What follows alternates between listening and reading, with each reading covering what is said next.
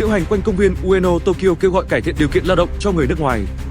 Nhân quyền có, tăng lương có. Những khẩu hiệu này vang lên trong cuộc diễu hành Made in March 2025 chúng tôi đang ở đây, diễn ra vào ngày 9 tháng 3 quanh khu vực công viên Ueno, quận Taite, Tokyo.